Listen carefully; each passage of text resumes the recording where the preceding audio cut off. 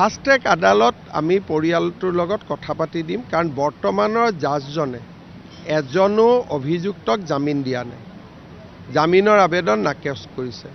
Fast track আদালতত যোৱাৰ লগে লগে যদি অভিযুক্তবিলাকৰ জামিন তামিন হৈ যায়, দুখটো যাতে মোৰ ওপৰত নপৰে, সেই কথাখিনি ভাল কৰি পাতি পেলাই আমি সিদ্ধান্ত ল'ম। নিয়মমতে যেতিয়া ক'ৰবাৰ পৰা ভাল ৰিজাল্ট পাই থাকে তেতিয়া তেওঁক মানুহে চেঞ্জ নকৰে। এতিয়া ইয়াত দাবী উঠিছে যে যিজনে ভাল ৰিজাল্ট দি আছে তেওঁক চেঞ্জ কৰক। লেহেমীয়া হ'লেও মানুহকেইজনটো জেলৰ পৰা ওলোৱা নাই না, মানুহকেইজনটো জেলৰ ভিতৰত আছে। এতিয়া গোটেই কথাটোত এইটো যিসকলে এই কথাবোৰ ওলাই থাকে তেওঁলোকে বুজি পোৱা নাই যে সিদ্ধাৰ্থ শৰ্মা শ্যাম কানু জেলত থকাই 4-5 মাহ হৈ গ'ল, ওলাব পৰা নাই। সেইটো ডাঙৰ সফলতা নহয় জানো? নিৰ্বাচনৰ পিছত ওলাব বুলি তেওঁলোকে কৈ থাকে, যদি নোলায় তাৰমানে তেওঁলোকে গোটেই দুখটো ৰাজনীতিৰে চায়। তেওঁলোকৰ জুবিনৰ প্ৰতি কোনো মৰম নাই, তেওঁলোকৰ ৰাজনীতি কৰাটোৱে মেইন উদ্দেশ্য।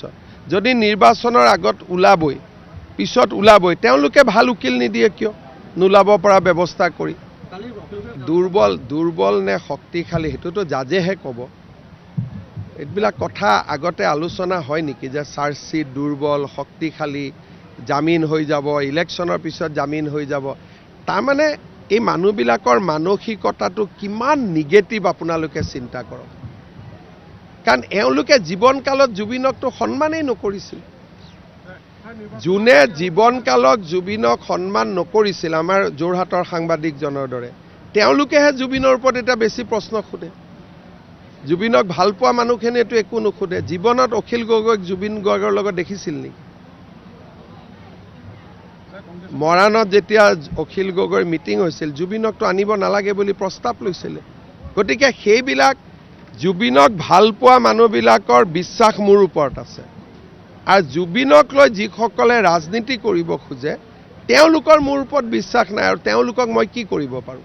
তেওঁলোককতো মই একো কৰিব নোৱাৰোঁ।